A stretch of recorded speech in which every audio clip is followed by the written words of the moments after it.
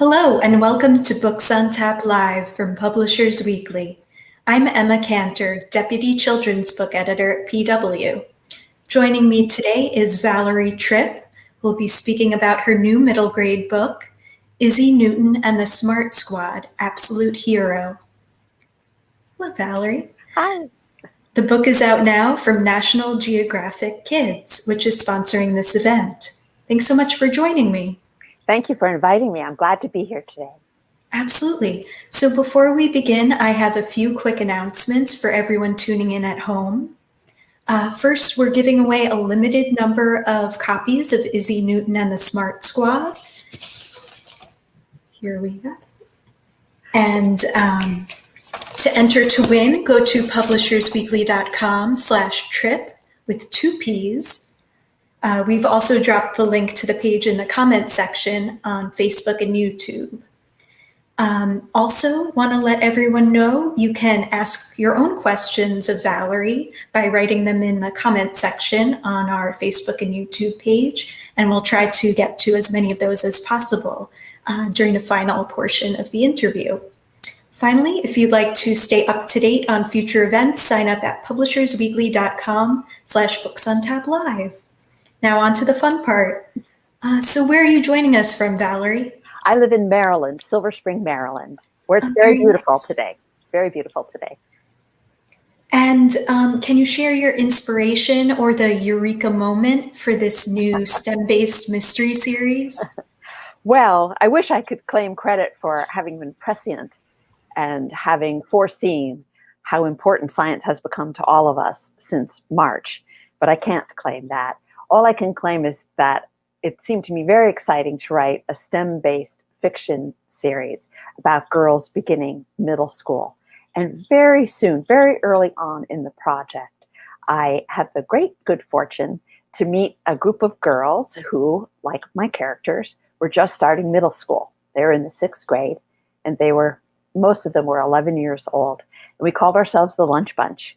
And I would bring cookies and we would have lunch together. And these 8 girls inspired me not only in an overall sense by making me excited about writing the series, but also inspired me in very specific ways with ideas for plots, by telling me the differences between elementary school and middle school, telling me the challenges that they were facing, telling me the things they were very proud of because they had conquered, telling me the things that they'd hoped for, telling me the difficulties that they found in changing classes and getting to class on time and remembering their locker combinations. I just can't thank them enough. So in this case, my inspiration came quite specifically from a specific group of girls who set me on the right path towards authenticity. I always feel that, authenticity you can't just sprinkle it on afterward. It has to be organic. It has to be right there at the very beginning. Everything has to grow from the authenticity. You can't just put it on at the last minute. That is phony. And this group of girls helped me be sure that my stories were coming from a very real place. Well, your characters certainly feel very true to life. Well, they deserve credit for that. They would tell me even about problems within their group circle of friends. Always, from the very beginning, I wanted 2 strands intertwined in the stories. Izzy Newton and the Smart Squad, SMART, stands for Solving Mysteries and Revealing Truths. So the girls solve actual mysteries that are afflicting their school. In the first book, whose subtitle is Absolute Hero, which is a play on absolute zero, the mystery is, why is their school building so freezing cold? And the girls pool their various interests and various fields of science, physics or biology, engineering, math, technology, chemistry, to solve the mystery of why their school is so very cold. At the same time, there's a chilliness that has come over this group of friends. There's some iciness that has developed based on several misunderstandings. And they also want to reveal truths. They also want to solve the mystery of what's going on among their group of friends. So there's 2 strands going on at the same time. And the girls that I spoke to, not only my lunch bunch, but all of the 6th graders that I spoke to, talked about how they resolved their differences. And a lot of times it would come down to just time passing. Isn't that brilliant? These young girls would say, you know what? Sometimes it's just time passing. I was so impressed with them and how mindful they were and kind, and how they could step back from their own lives and reflect upon them. Well, it's very fitting that Izzy Newton and the rest of her friends in the Smart Squad are named after famous scientists themselves. Can you talk a bit about the qualities Izzy has in common with Isaac Newton, for example, and the rest of the characters? Yes, that was really fun for me to do. I did as much research as I possibly could to find out about Isaac Newton, Albert Einstein, George Washington Carver, Marie Curie, and Charles Darwin. I tried to find out what was their favorite food, what was their favorite color, what musical instrument did they play, what were their pets' names, and then I used those elements of their personal lives in the stories about the characters. For example, Isaac Newton's best friend was named John Wickens, so I named the cat, Izzy's cat, Wickens. And Isaac Newton and Izzy both play the flute, and they both love physics, and they love prisms and stars and tree houses and looking at the planets. Not only the content of the science that they were interested in, but also sort of specific elements from their life I would have be part of Izzy's life. Charles Darwin, the famous biologist and naturalist, is the source of my ideas for Charlie Darwin, who also loves to be outdoors. She loves animals, she loves plants. And like Charles Darwin, sometimes she'll get so absorbed in what she's studying, she has a little time management problem. So I loved finding out some of the flaws that these famous scientists had as well, and give those flaws to my characters. Gina Carver's based on George Washington Carver, and Gina's a hipster. She's kind of our outlier. She's our iconoclast. She's an inventor. And like all inventors, she's actually less interested in what is right now than what could be. And she tolerates chaos. You know, she knows that mess is part of the creative process. I love writing about her. Her backpack is filled with stuff, her locker's filled with stuff, her room at home is filled with stuff, all of which she is sure will be useful at some point or other. And Marie Curie is, of course, based on Marie Curie, and she loves chemistry, and she's mercurial. She can even be a little explosive, and she loves to morph and change her appearance. Sometimes she'll have a streak of pink in her hair, and then the next week it'll be green, or then it'll be purple, and she makes her sneakers glow in the dark. So Marie Curie, the character, uses elements of chemistry to sort of morph and change herself as well. And then, of course, there's also Ali Einstein, who I just love writing about, because Albert Einstein was kind of a prankster. He loved practical jokes. So Ali is kind of our lead comic character, and she loves math, and she has kind of her world philosophy is the more the merrier. So she just keeps on piling on and piling on and piling on, just taking on more and more things. She's exuberant, and she sort of just rushes at life with her arms wide open, ready to embrace anything. She's just a pure life force. Oh, and like Albert Einstein, she has fabulous hair that just sticks straight up out of her head. So, and she plays the violin as he did as well. They both like pasta, and their favorite color is yellow. So I had so much fun. You can see I had fun not only using the science aspect of what these famous scientists were interested in, but also elements from their lives to apply those to my characters' lives. It's so fun how you were able to honor all of those great figures and also update the personality types, as you mentioned. Was there a character who you particularly enjoyed writing about? You know, Emma, I'm going to admit to you that when you write about several characters, I feel that this is a socially acceptable outlet for multiple personality disorder. Because when you write about different characters, vicariously, you can become those characters. You know, for example, Ali Einstein is way more outgoing than I am. She's happy to stand up in front of the classroom and sing unsolicited. Nobody's even asking her to sing. I would no more do that than fly to the moon.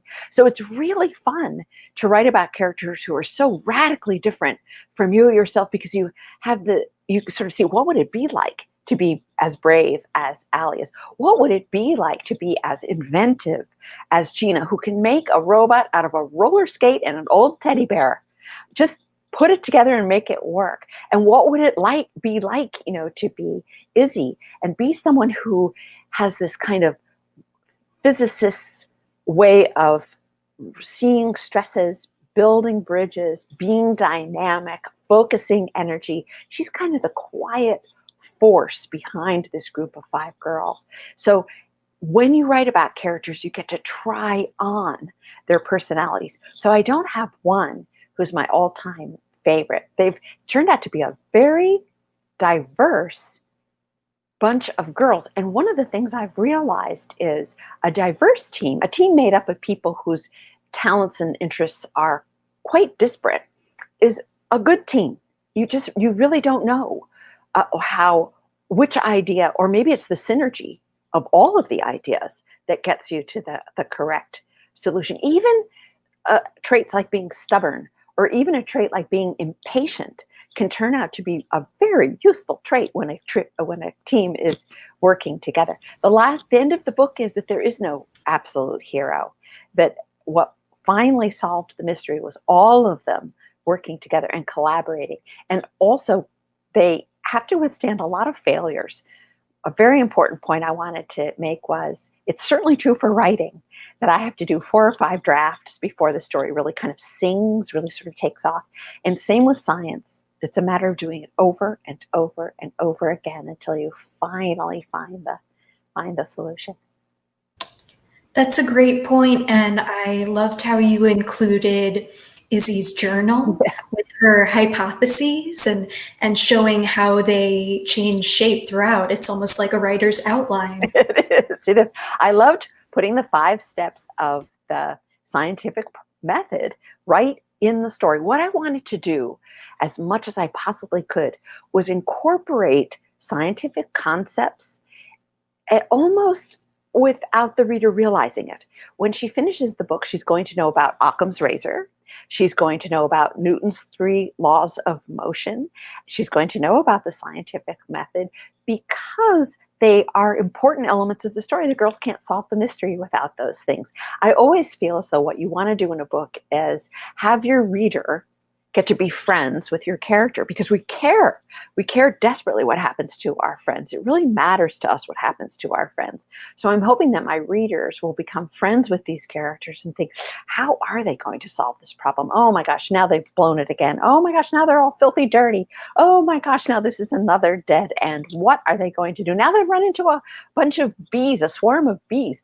And I want my readers to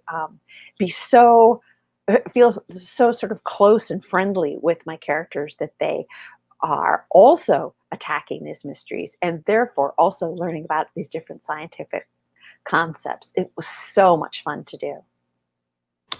Well, speaking of all those different terms and concepts, was there any research you did for the book? Oh, yes. The research that I did was so much fun. And Emma, here's what happens when you're a writer. The universe is full of the information you need. You just started to need to pay attention to it. You just had to kind of start looking around. I'm going to freely admit to you that the whole plot for the second book happened because I was talking to a friend of mine who's a forensic engineer at a party. And he just said 2 words, hydrostatic pressure. And boom, there was my plot. There was my mystery. There was what the girls were going to do. So sometimes going to a party is doing research. And then other times, like just yesterday, I read in the paper that scientists think there's a gas that might indicate that there's some form of life on Venus. I find this incredibly exciting. So reading the newspaper, talking to people at parties, and then doing the wonderful deep immersion into subjects, just immersing yourself in scientific concepts and subjects also is a wonderful, wonderful form of inspiration, really. The research really serves as a co-inspiration with these stories that my Lunch Bunch girls told me. And why do you think that STEM education is so important, especially for girls? I think that what I have been doing actually is drawing forth almost celebrating, if you will, not imposing from above, but pulling from within a very natural interest girls have in STEM. To tell you the truth, Em, I think all of us are scientists right now, aren't we? We now know science doesn't only happen in labs by people who wear white coats. All of us have learned an enormous amount about how science is an everyday part of our lives. We've learned about washing our hands and killing germs. We're all using technology to do remote learning or to do wonderful events like this remotely. We've all learned to keep track of those charts and graphs that we see in the paper. This COVID crisis that we're in now has, whether we ask for it or not, made science part of our lives and made us scientists. We're fools if we don't take lessons away from what we've learned during these past 6 months. There are experiments in human behavior as well. What have we missed desperately? What have we learned we can do without?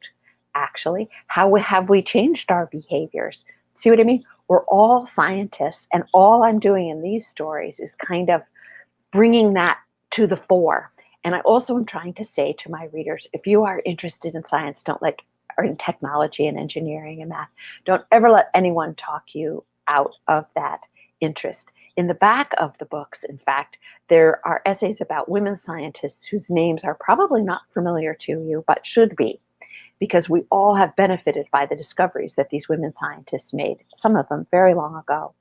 There are also essays about National Geographic explorers, which are young people who are doing the coolest research right now. One young woman has built robots that can go deeper into the ocean than human beings can go. Isn't that fabulous? And then the other young woman is researching the effect of climate change on plants and therefore the food chain. So helping us become more creative about the foods that we eat and how to preserve them and keep them safe. And my hope is that a girl or anybody will read the book and think, okay, that's it. That's for me. This is what I want to do. I want to grow up and be an engineer just like this woman and build robots and dive in the ocean. So I'm hoping that these real scientists today and yesterday will show girls women have been scientists all along. Very often they just didn't get credit for the work they were doing. And women are certainly scientists now doing the most exciting research. Those are all really great points, and I appreciate how you emphasize civic engagement in the book and how the SMART Squad is committed to problem solving to help their community. Yes, their motivation, of course, is curiosity. We're all curious when we are confronted with a murder. And I mean, not a murder, a mystery. Oh, no. No murder so far.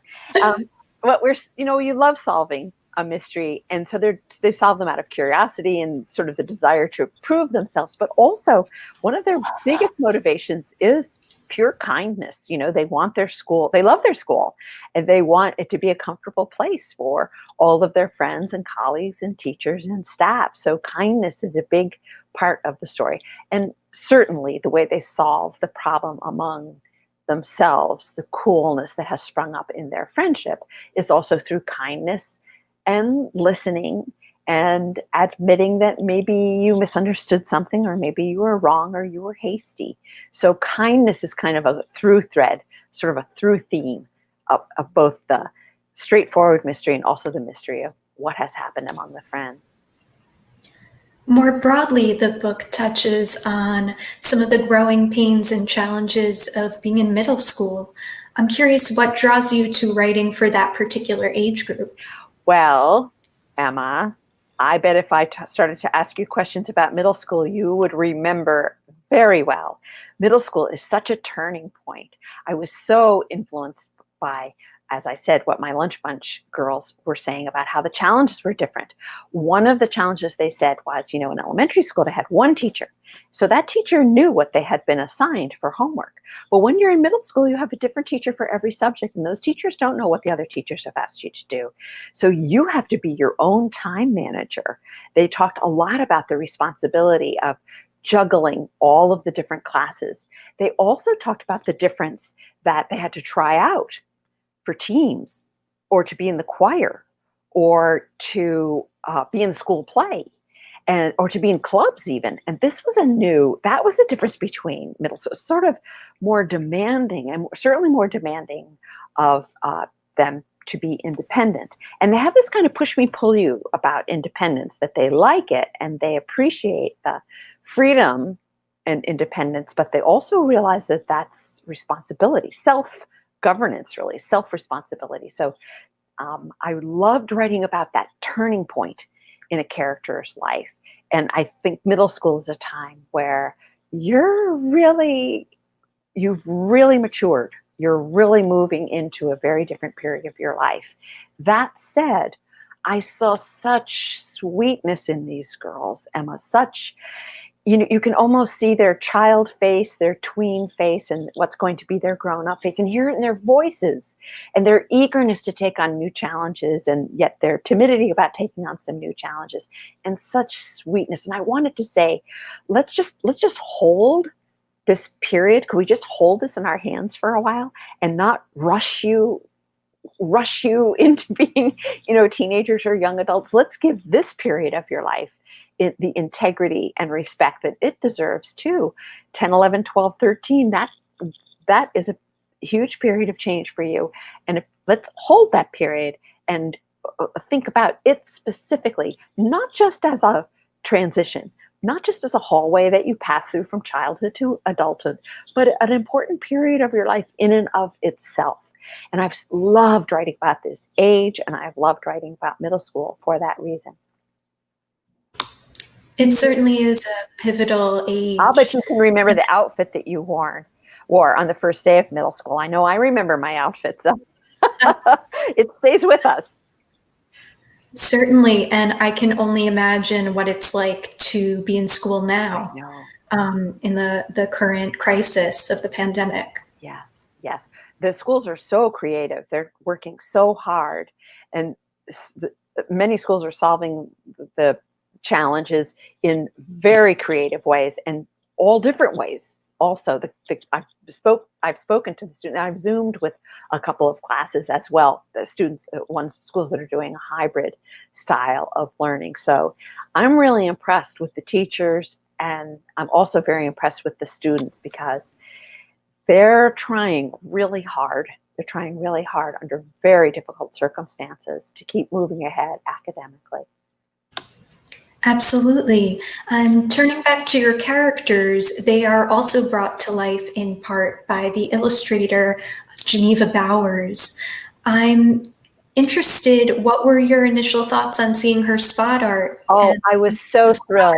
I will humbly admit to you, Emma, that I have always felt that an artist tells you more about the characters than any writer could possibly do, no matter how many words I used. When I first looked at Geneva's illustration of Izzy, I thought, she's teaching me more about Izzy. You look into Izzy's eyes, and Geneva was teaching me things about Izzy that I didn't know. I think Geneva's art has also brought to the stories this lively whimsicality. There's such motion and fluidity. It's as if Geneva's art shows you that this dynamic period of these girls' life where everything's moving and changing. I don't know how Geneva does it. I'm so thrilled with her illustrations. I cannot wait to see the illustrations that as they go forward on the second and third book as well. She's just added yet another whole 100%, it seems to me, to the stories. When you're a writer, nobody does this all alone. My editors help me so much. My readers are my partners in making the stories be stories and matter. And surely, the illustrators and the designers as well bring this wonderful visual element to bear. I was so happy that National Geographic was going to have illustrations in the books. And I'm sure you do too, I remember staring at illustrations, just staring and learning so much about the story and being literally enchanted by illustrations. And when I saw Geneva's illustrations, I felt the same way. I'm so grateful to her for the wonderful work she's done on the Izzy books. Prior to the Izzy Newton series, you were also part of the creative team for American Girls. such an iconic collection of books. What was it like working on them? Oh, that was wonderful fun. I helped plan out the characters and worked with Pleasant Rowland. It was just a very, very fun project. My first character was Molly, the girl who lived at the time of World War II. And then I went to Samantha and wrote 3 of the books about Samantha. And then after Samantha, I wrote Felicity, the character who lived at the time of the American Revolution. And then I wrote about Josefina, who lived in New Mexico in 1824.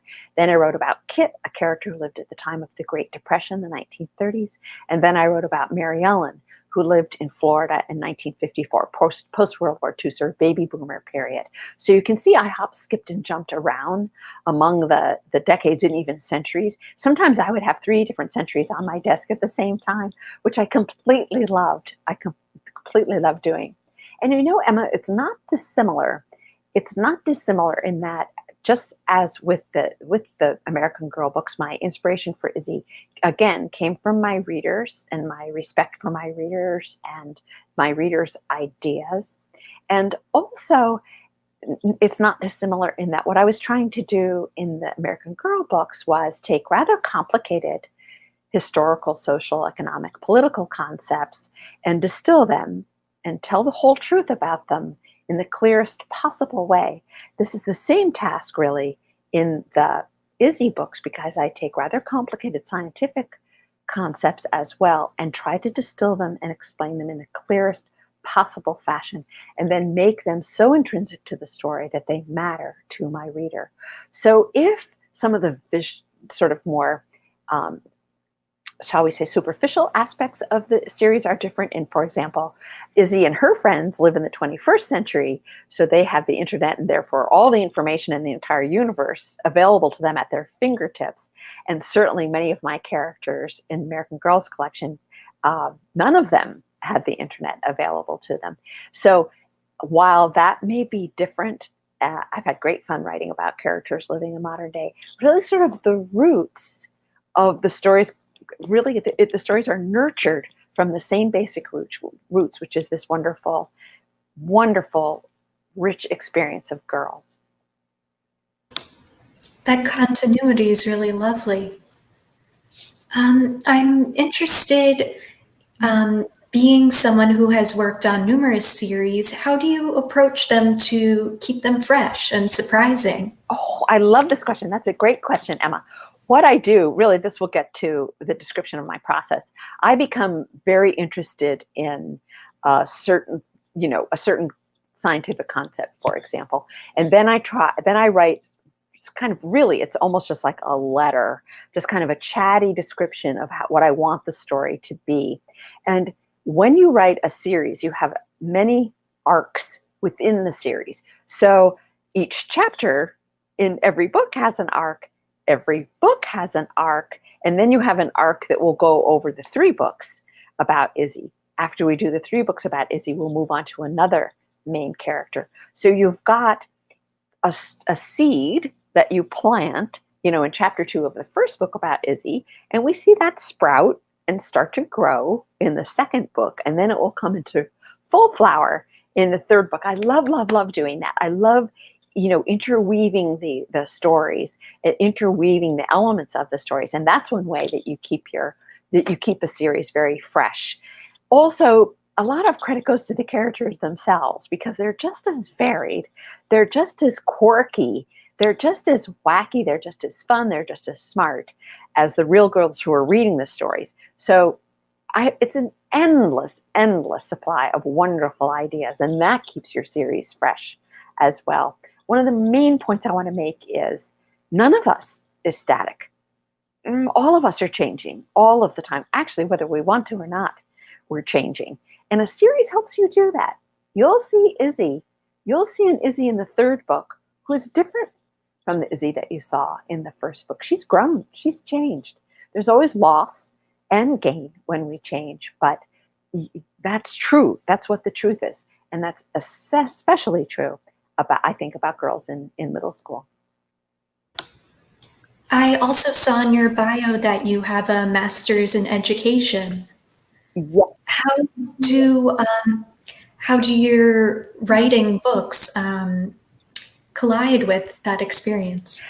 Well, it was fun for me because I actually went back to graduate school. I went to Harvard Graduate School of Education after I had been writing materials to help children learn how to read for, I think, about 7 years. It took me that long to save up the money to go back to graduate school. So when I went to graduate school, I was able to learn theory.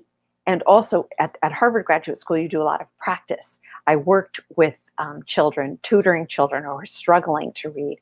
And that has had an enormous influence on my writing because I have seen that it's my responsibility as a writer. It is my responsibility to meet my reader right where he or she is. Stretch them just a little bit.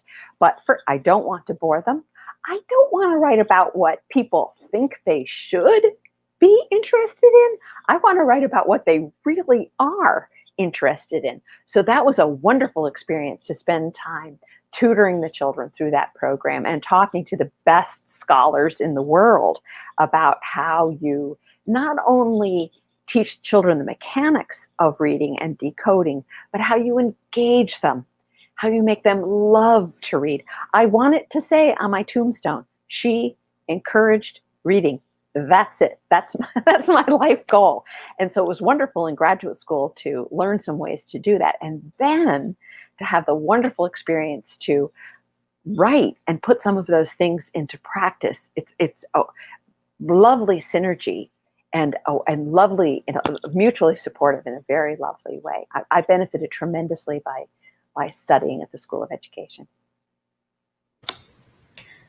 So now it's time for us to open up the floor to questions from your readers. Good. And some great ones have started trickling in. Our first is from Emily Everhart. She asks, do you prefer writing modern characters or characters who live in the past? Oh, Emily, that's a wonderful question. That's a wonderful question. In some ways, it has been very, very fun for me to write about characters living in the 21st century because, as I say, I got my inspiration so directly from all of the girls that I speak to as I do my research. However, one of the things I totally love is the way, even though some, let's say, material aspects of girls' lives in the 21st century, some of those aspects are very, very different from the characters that I wrote that lived as long as, more than 200 years ago. Some aspects of growing up haven't changed. Our friends are very important to us, and our families are important to us. And I feel as though one of the things that happened to girls in the past and also to girls today, certainly, we're all trying to figure out, okay, what is it that I love to do? What do I love, love, love to do? And how can I figure out how to do that? And how can I use that, to make life better for everybody?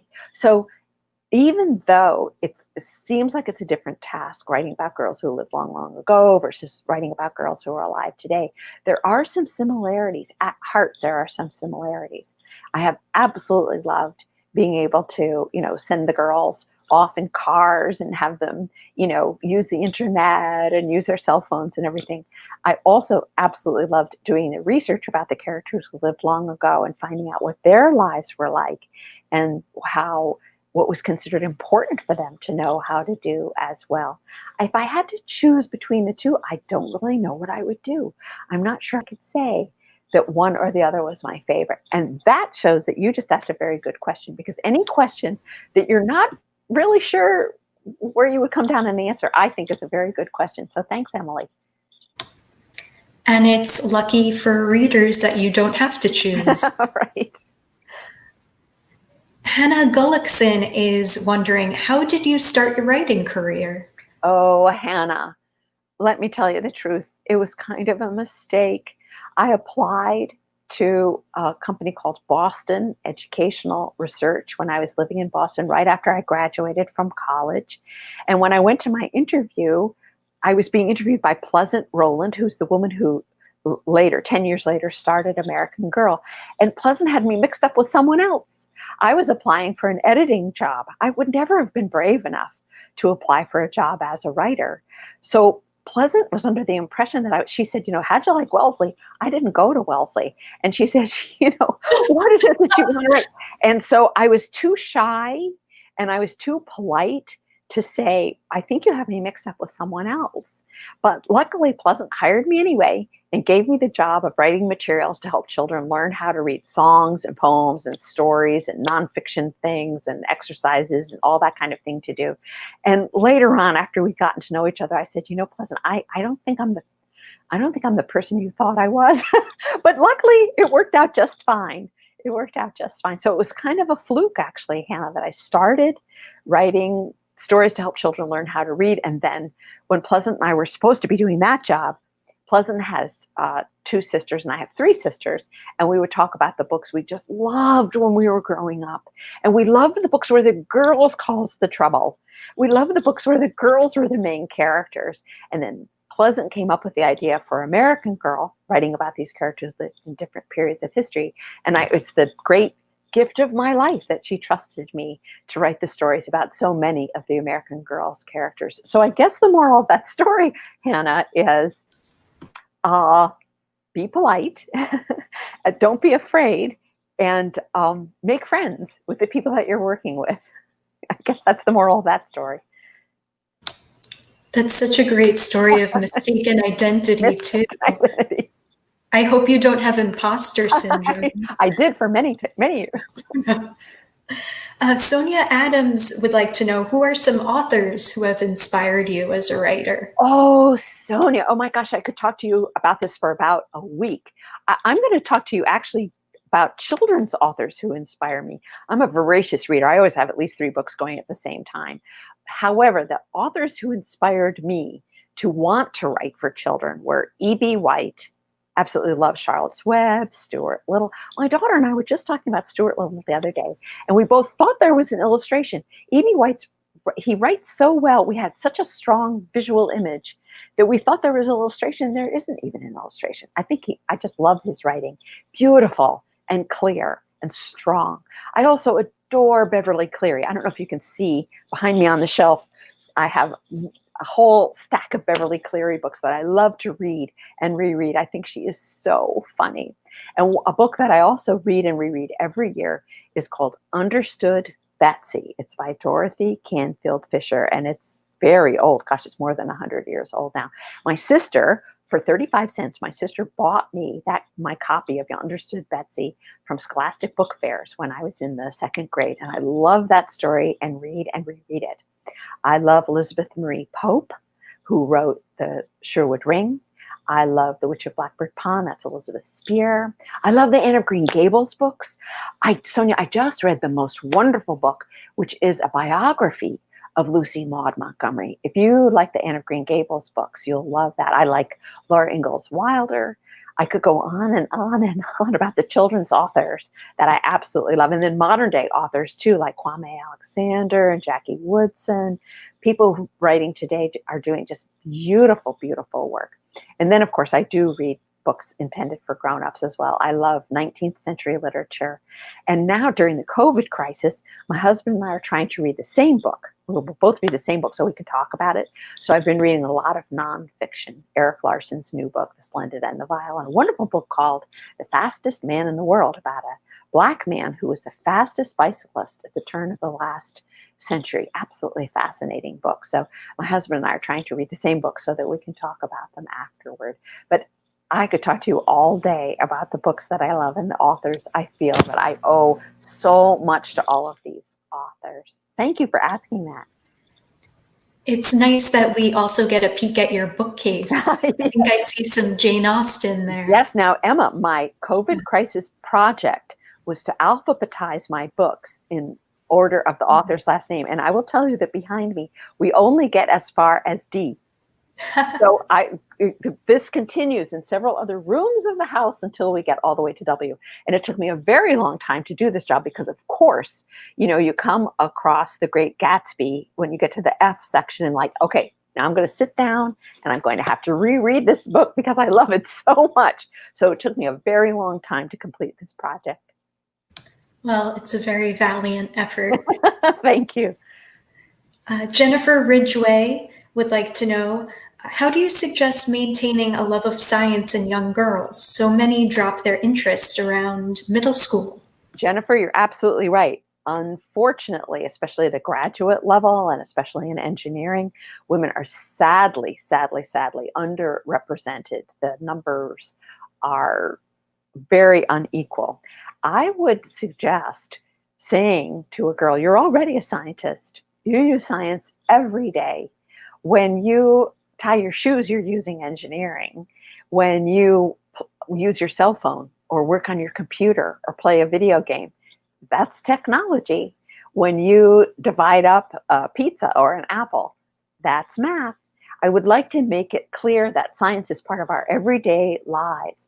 If you love to go outside and look at the stars, you're a physicist. If you love trying to teach your pet how to do something new, you may be a biologist. You may be someone who grows up to be a veterinarian. Maybe you like planting things, or maybe you're interested in design. Maybe you use engineering in that sense, that you like to design games or you like to do art. Art has an enormous engineering and math component to it. Now most artists send their art in through digital art.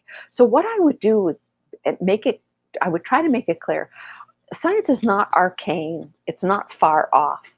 It's something that we all use all the time. And what we need to do is kind of just indulge those fascinations and pursue those passions and keep at it and not get discouraged and not let anyone discourage us from that dusty old ridiculous idea that girls are not scientists and not interested in science. That's not true. I don't think any of those gender stereotypes were 100% true to begin with. And I love it that now we're seeing that was never true. As I mentioned in the back of the books, there's an essay about women scientists. Women have been doing science all along and unfortunately not getting credit for what they did. And then now there are current women scientists also doing wonderful things. That would be one way that I would try to keep a middle school girl interested in science, is by showing her the unbelievably cool research that women scientists are doing right now. One of the scientists who is exploring this, was their life on Venus, is a scientist named Sarah who works at MIT. All of this is happening right now. So I guess I would try to share that excitement somehow with my middle schooler. We have a question from another Jennifer. She is wondering, who is a female figure in history that you look up to? Oh, Jennifer, thank you for asking this. When I was writing the American Girl books, there was a figure in history who helped me so much through so many of my characters, Eleanor Roosevelt. When I was writing about the character Samantha, who lived at the turn of the last century, I knew what Samantha's life would be like because I had read so much about Eleanor Roosevelt's childhood. And then when I was writing about Kit, my character lived at the time of the Great Depression. Eleanor Roosevelt was the president's wife at that time, and she did so much to help, especially women during that period of time. She set up her own kind of, CCC camps called She camps. She worked so hard to try to alleviate some of the poverty and unemployment that happened here during the Great Depression. And then when I was writing about Molly, who lived at the time of World War II, Eleanor Roosevelt's husband was still president, and she visited troops. She worked for the Red Cross. She traveled in very dangerous places to visit the soldiers. She wrote personal letters to soldiers' wives. And again, she was very involved politically as well to try to make things better. So she inspired me both specifically in terms of how her contributions during those periods of time, but also she inspired me as a person because she was someone who dedicated her energy, and she did get discouraged, but she never stayed discouraged, and she always bounced back up. And she would always say, the purpose of life is to live it. I love that. I love that saying. She also said, no one can make you feel inferior without your consent. And I think that's a very, very important thing to think of. She also said, you must do the thing you think you cannot do.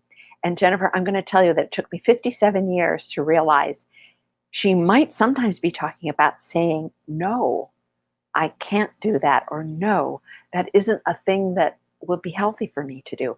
I always thought what she meant was take on every single challenge that comes your way. Truly, I read about her when I was 11, and only 57 years later, when I was 68, did it dawn on me.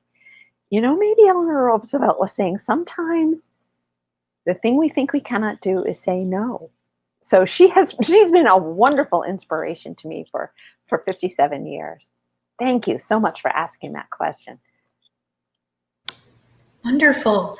And before we wrap up, I have to ask you, I noticed that the book includes a preview of the next Smart Squad adventure. Can you share anything about what's on tap? Yes, in the next book, there's another mystery that's sort of afflicting the school. And the Smart Squad girls, again, pool their talents and energy.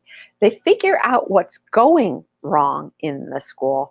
And in this case, it's a little bit different because in the first book, it takes them a long time to figure out what's causing the problem. In the second book, they figure out what's causing the problem, but they have a lot of trouble solving the problem, stopping the problem from recurring. They have to figure out how to repair some of the damage that the problem has caused. And the name of that book is Izzy Newton and the Smart Squad, Newton's Flaw. It turns out there's a flaw in the school building. And it turns out Izzy has a flaw also that she has to conquer. And I have to say, she figures out a very creative way of solving this big problem that she has in the second book as well. I can't wait for you to read it. And I can't wait to see the art, which Geneva Bowers is working on right now. Looking forward. Thank you so much for joining me, Valerie. Oh, thank you. It was a great pleasure to speak to you today. And thank you to everybody who asked these wonderful questions. Excellent, excellent questions. Thanks very much. Once again, I've been speaking with author Valerie Tripp about her new book, Izzy Newton and the Smart Squad, Absolute Hero. Join us next Wednesday, September 23rd, for our next guest author, Larry Correa, who will be discussing his new book, Destroyer of the Worlds. Sign up to receive a reminder about this and other upcoming events at publishersweekly.com/booksontap live. Thanks so much for joining me, and we hope to see you soon.